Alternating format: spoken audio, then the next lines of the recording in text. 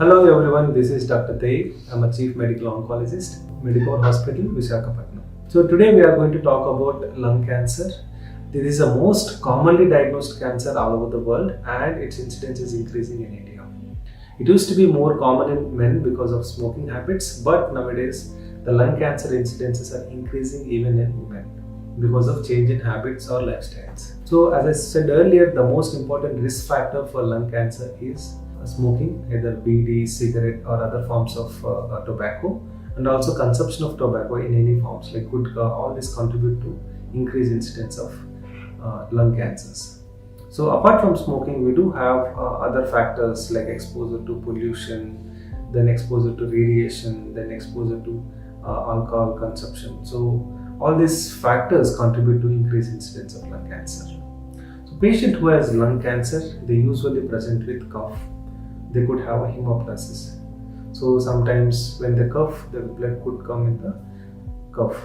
And apart from that, depending if the cancer is at an early stage, they could spread to the bones and they could present with the bony pains, like pain in the bones. And they could also have, sometimes very rarely, if the cancer spreads to the brain, they could have a seizures or fits, or they could have loss of sensorium. So this is depending upon the sites. Apart from that, the general cancer features like loss of appetite, loss of weight could be part of any cancers. So if anybody is smoker, if anybody has these kind of symptoms, they should visit to the hospital immediately. So when they come to the hospital, then we would like to do an imaging modality like X-ray, CT, and if you diagnose there is some abnormal white shadows, so like suggestive of lung cancer, then we would go ahead and do a biopsy.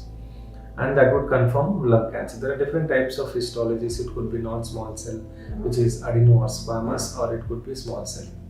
And in this, we would like to do a further testing in the biopsy. We would do a molecular testing which comprises of EGFR, KRAS, or ROS, or ALK status, or PD-L1 status. So all this molecular testing would help us to determine which kind of therapy we need to give, and so.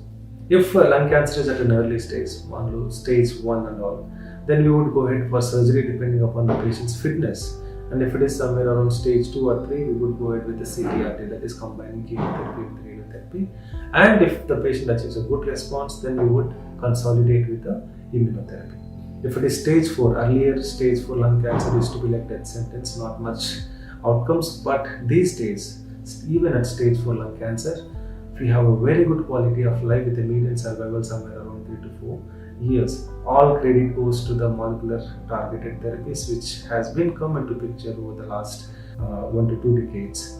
Nowadays, because we have a targeted therapies like against EGFR, ALK, ROS, and also MET inhibitors, we have an immunotherapy which has come into lung cancer and has changed the treatment landscape of lung cancer completely.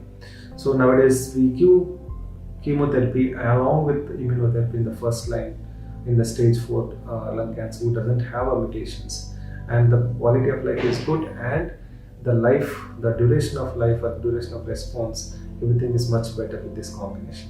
So this is all about lung cancer in brief. If anybody wants to know more about lung cancer, please they could visit us, and we would like to do a few screening tests as well, and we could have if anybody has these symptoms, you could detect at an early stage and have a good quality of life.